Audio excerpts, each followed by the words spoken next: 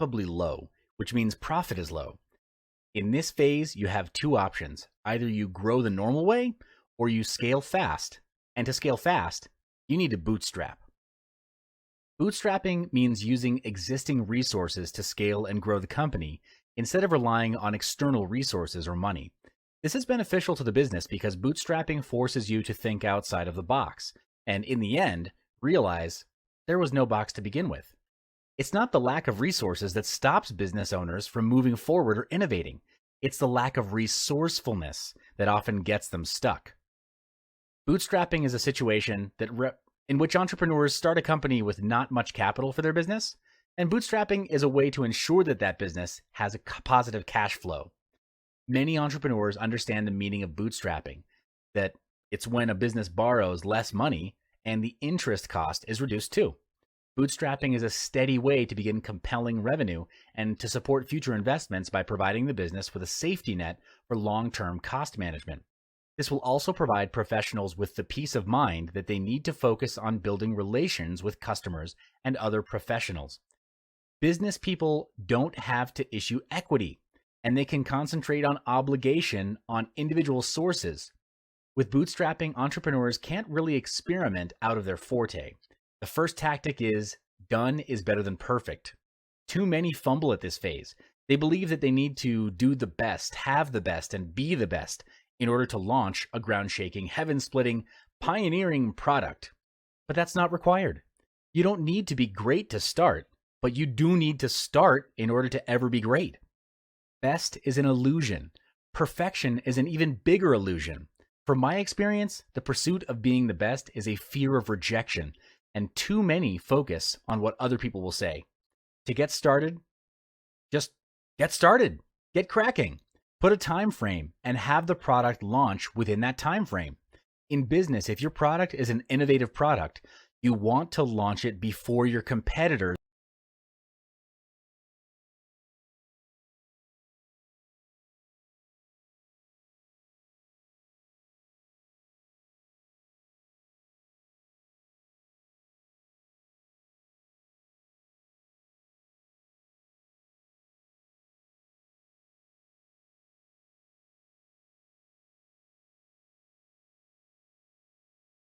Let's continue talking about bootstrapping. If you've just started your business and sales are low, that means profit is low. In this module, you'll learn the second tactic that many entrepreneurs are not aware of at this phase. Tactic number 2 is to use what you have to its maximum ability. This translates into being resourceful. This tactic will save you hundreds and thousands of dollars in the long run. And trust me on this when I say it's worth the effort. Before starting my own business and managing a 7-figure company, I got my business experience from working in the largest fast-moving consumer goods company in the world. The company is now worth billions of dollars and has an annual target of one key business unit in the company of over 150 million US. Yes, it's big. Yes, it's huge, and the numbers are glorious, but I saw its Achilles heel. Its massive size was becoming its bane. There were too many processes. Staff turnover was high and innovation was low. Our numbers were high, but actually we couldn't sustain it. Targets got higher, the market got more competitive, and the stress level of the company was getting more and more toxic. At some point, everyone was clouded with internal bottlenecks and putting out fires within internal departments. Smaller and newer competitors that came into the market were launching products faster than we could react or even innovate. And by the time we got the first campaign rolling to respond to our competitors' product launches, they had already launched product number 2. What was the difference? How could they launch at such speed? When we analyzed the situation, what I discovered was that because they were smaller, they could move and mobilize more quickly. They were being resourceful with what little they had, while we were dragging our feet. Don't make our mistake. In this module of Big Business Blueprint, you'll understand Tactic 3 as it refers to being innovative. This will help you as a business owner to constantly challenge your business. Tactic number 3, disrupt your own company, or your competitors will. This tactic translates into innovation. As a business owner, your worst enemy is yourself, your own mind. The moment you get complacent is the moment you stop growing. Your complacency is also your comfort zone, and there's only so much growth that can happen in your comfort zone. True story. I've sure you've heard of Uber, an app that makes hiring an on-demand private driver easy.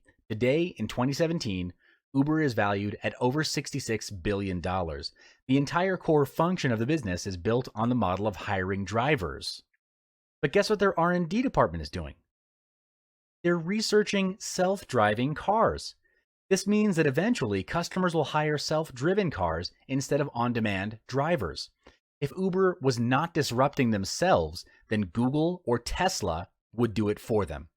The big picture is these three bootstrapping tactics are designed to make you and your company grow with the most effective use of resources. Be obsessed with growth because that's the quickest way to get to 7 figures. Everything grows, even in nature. Do you know how a lobster grows? The hard shell doesn't grow with the soft body of the lobster. So the hard shell is a fixed size. When the soft body of the lobster grows, it feels discomfort. It expands into all the space within the hard shell. It starts to get really uncomfortable until at a certain point, it knows that it needs to shed its current limiting shell. The lobster then finds a spot under a rock, exits from its hard shell, and waits under that rock for its new layer to harden and grow into its new stature and its new strength. That's how a lobster grows, but I think we can learn from it, and that's how our businesses can grow too. If opportunity doesn't knock, build a door. This quote from Milton Berle states that you need to create opportunities and form strategies that will aid in the growth of your $1 million company. One way to construct a $1 million company is to identify a pattern and scale it to the top. For example, Micah Adler, CEO of Fixu, a portable app designer, developed this company from under $1 million in revenue to over $100 million with just $17.6 million in funding and in only 3.5 years after its launch. Some startups begin without any monetization strategy, and that's rather risky if there's no long-term goal. Twitter is an example of this phenomenon, but there are countless other companies out there building up their free user bases, hoping that inspiration and consequently financial stability will eventually strike along the way. But most gainful organizations work from one of two conscious models. Either they pitch a ton of modest items to many individuals, or they pitch a couple of big ticket items to a more limited purchaser list. What's more important than choosing is having a defined plan for monetization. Knowing how you'll make money from the start will prevent wasted time spent hoping that something profitable will come together for you miraculously. Hitting $1 million in revenue during your first year is no small feat, and you certainly aren't going to achieve that goal with a team of underperformers. Yes, hiring slackers is cheaper and easier, but you'll pay for this convenience when your end of the year sales numbers come up short, and they definitely will, trust me. Instead, you need to hire all-stars, and the fastest way to do this is to ask around for referrals. Pay particular attention to the sales hires you make, as these key employees stand to make the biggest difference in your business's bottom line. Finally, if you want to shoot for the revenue moon, you need to be absolutely militant about gathering data and acting upon the data, not your gut. When I approach an innovative marketing project, I prefer to work in short sprints of a few weeks or less, where we'll try something new, check the stats to see how the changes impacted revenue, and then either commit the changes or try a new test. Growing a company to $1 million in revenue in your first year isn't easy, but it is possible. Stick to the tips above and be ruthless about profitability. Even if you don't hit this particular goal, you'll earn the strongest sales results possible for your company. Strategy allows organizations to develop a clearer understanding of their own organization and what's required for them to succeed.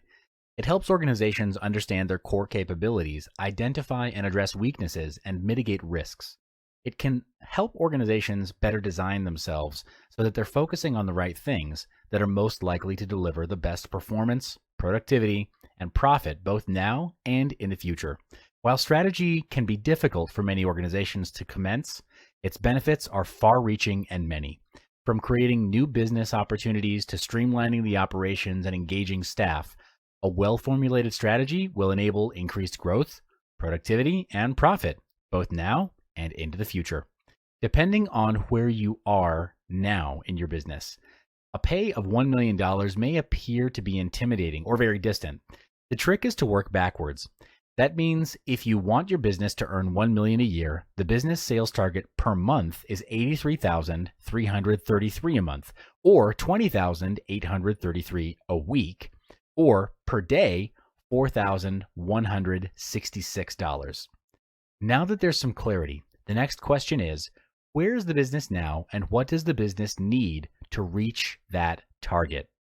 The reason having a strategy is so important is because it gives businesses time to get a sense of how they're performing, what their capabilities are, and if these capabilities are able to help them grow.